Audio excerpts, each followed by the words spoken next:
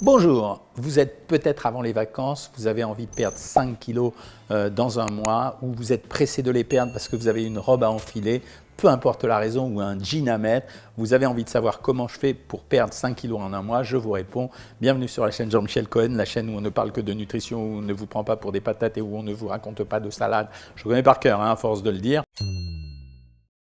Alors oui, comment perdre 5 kilos en un mois? En fait, tout au long de cette vidéo, je vais vous expliquer, je vais même vous donner des journées types. Vous n'êtes peut-être pas inscrit à Savoir Maigrir et vous avez quand même envie d'avoir quelques conseils gratuits, je vais le faire. Et si vous avez envie d'avoir un petit bilan minceur gratuit, vous cliquez ici, il y a un quiz, c'est sympa, c'est gratuit, ça ne demande pas d'effort. Et en plus, vous me retrouvez après en vidéo pour l'interprétation. 5 kilos dans le mois, est-ce que c'est une perte de poids importante? Oui, c'est une perte de poids importante. La plupart du temps, quand on vient me voir à ma consultation, on me demande assez régulièrement à perdre vite au début parce que ça encourage. C'est vrai, mais en même temps, qui dit perdre vite au début dit régime difficile. Par contre, perdre 5 kilos en un mois, c'est relativement faisable avec des régimes relativement modérés. Le seul truc qui peut poser un problème, la seule chose qui peut poser un problème, c'est que quand on veut perdre 5 kilos en un mois, si on n'a que 5 kilos à perdre, ne vous faites pas d'illusions. Le lendemain, ce n'est pas la peine de reprendre l'alimentation normale parce que si vous passez d'une alimentation de régime à une alimentation normale, vous reprendrez tous vos kilos. Ce n'est pas une demande absurde parce que la plupart du temps, avec des régimes relativement modérés, on arrive à faire perdre aux gens, enfin en tout cas c'est ce qu'on fait sur Savoir Maigrir, entre 3 et 5 kilos par mois. 5 kilos, avec des régimes modérés, c'est réservé à des gens qui sont un peu actifs, qui n'ont pas dépassé la soixantaine et qui s'engagent à suivre scrupuleusement un programme. Mais ça veut dire qu'il faut vraiment le faire. Les consignes, quand vous voulez perdre 5 kilos en un mois, n'essayez pas de vous affamer. Les gens qui vont s'affamer, en général, au bout de 3 ou 4 jours, ils vont craquer. Soit ils vont craquer tout seuls, et là, c'est énorme culpabilité, soit c'est l'entourage qui les fait craquer. Quand je dis entourage, c'est la famille, les amis, les copains, les invitations.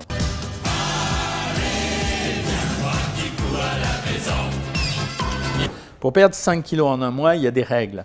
Ça veut dire qu'on essaye de distribuer la journée régulièrement. Par exemple, il y aura un petit déjeuner, un dîner.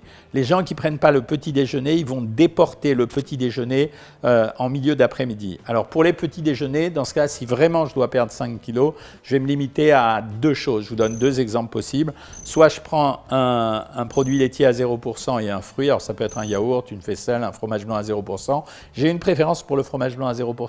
Car il est un peu plus riche en protéines, il permet de tenir jusqu'au repas du midi. Je vous donne un deuxième petit déjeuner possible. J'adore deux pains. J'adore Energus 10, le pain qu'on trouve en supermarché et que j'ai sponsorisé. Et j'adore le pain allemand de sel. Pourquoi? Parce que ce sont des pains graines. Ils sont plus riches en protéines, riches en bonnes graisses. Et ils sont un peu moins caloriques que la balance normale. Et je prends ça avec juste un petit morceau de fromage ou une à deux tranches de dinde ou de jambon de volaille. Et ça me suffit, je ne fais pas plus. Et je bois autant de café, de thé, d'eau d'infusion, sans sucre, etc. Je ne grignote pas dans la matinée. Quand on veut perdre 5 kilos dans le mois, jamais grignoter. Donc ça veut dire que si par exemple le petit déjeuner n'était pas important, vous allez prendre soit le fromage blanc, soit le fruit le matin et vous gardez quelque chose pour 11 heures. Le repas du midi, alors il faut essayer de se saturer l'appétit en remplissant l'estomac. Alors qu'est-ce qui remplit l'estomac? En général, c'est les fibres. Donc je vais mettre des crudités et des légumes, où je mets ou l'un ou l'autre, mais je vais en prendre une grande quantité pour remplir mon estomac et pour éviter la satiété. Qu'est-ce que tu me racontes là? Pour éviter la satiété, si vous ne supportez pas de ne pas mettre de matière grasse, qui est possible, hein. Ça veut dire il y a déjà une vinaigrette qui s'appelle la vinaigrette d'Orante, elle est 100 calories, mais sinon on peut très bien faire une sauce avec un peu de moutarde, un peu de citron, un peu de vinaigre, et puis beaucoup d'épices, ça marche bien. Donc si vous voulez, vous pouvez mettre cette sauce sans huile. Si vraiment vous ne supportez pas, vous mettez un peu d'huile, mais une seule cuillère à soupe d'huile. Vous prenez derrière une source de protéines. Alors les protéines, c'est quoi? Soit c'est les protéines animales, c'est viande, œufs, poisson, fromage. Soit si vous êtes végétarien ou vegan, vous allez prendre par exemple des lentilles, une petite assiette de lentilles avec une petite assiette de riz. Et puis vous allez finir par un produit laitier. Pourquoi? Parce que je vais essayer de caler les fruits en milieu d'après-midi de telle façon à vous couper l'appétit. Donc je répète, une assiette de crudité, pas de limite. Ou des légumes ou les deux, en tout cas cuisinés sans matière grasse, une source de protéines grillées et puis vous rajoutez un fromage blanc ou un yaourt et vous allez garder un fruit que vous allez croquer vers 17 h pour éviter les fringales. Le soir, on prend depuis le début, prenez un potage, parce que ça va changer des crudités le midi. Mais le potage, vous pouvez le prendre froid si on est en plein été, vous pouvez le prendre chaud si vous aimez. Toujours pareil, on ne met pas de matière grasse. On rajoute une source de protéines, pareil, soit viande, œufs, poisson, fromage, mais tout ça sans matière grasse. Ça veut dire si je fais de la viande, elle est grillée ou un rôti au four. Si je fais du poisson, il y a à la vapeur ou au four. Je rajoute pareil des légumes et là, je vais rajouter au choix. Soit je vous donne 3-4 cuillères à soupe de pâte ou de riz, soit je vous donne un petit morceau de pain. Je vais finir par un petit morceau de fromage et après pareil, je peux finir avec un fruit, je peux ne pas finir avec un fruit ou je peux le garder dans la soirée. Dans la soirée, ce qui m'intéresse dans ces cas-là, c'est que vous preniez essentiellement les fruits les moins riches possibles, comme par exemple fraises, framboises, ananas, pamplemousse, et vous les grignotez tout au long de la soirée. Le truc, c'est qu'il va falloir faire ça pendant un mois de rang, c'est-à-dire ne pas changer.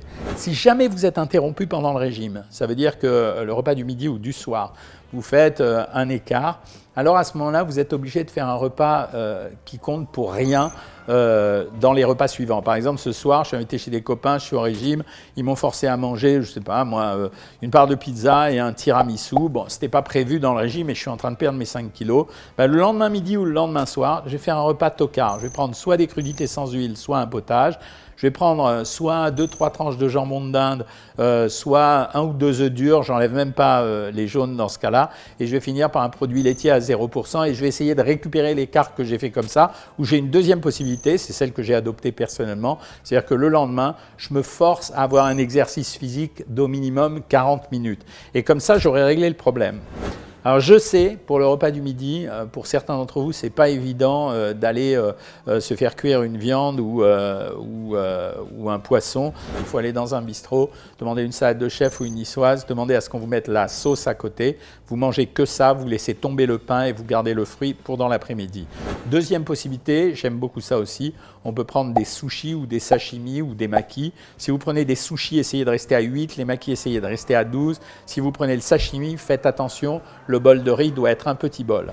Quand vous aurez des sensations de faim, et c'est normal dans ce régime, vous allez utiliser les trucs les plus stupides qui soient. Ça veut dire que vous allez consommer énormément de flotte, de thé, d'eau, d'infusion, éventuellement avec un jus de citron pressé à l'intérieur. Et puis le soir, si jamais vous avez du mal à vous endormir, parce que c'est dur des fois quand on fait un régime de s'endormir, on y pense, n'hésitez pas à utiliser la mélatonine, comme j'en ai parlé à plusieurs reprises. Voilà, j'attends vos commentaires. Évidemment, c'est beaucoup plus complet sur Savoir Maigrir, mais là, déjà, vous pouvez faire avec ça. Si vous avez aimé la vidéo, vous la likez, vous la partagez. Évidemment, vous vous abonnez. Et bien sûr, dans vos commentaires, vous dites ce que vous en pensez et vous me proposez d'autres sujets de vidéos. À bientôt, les amis.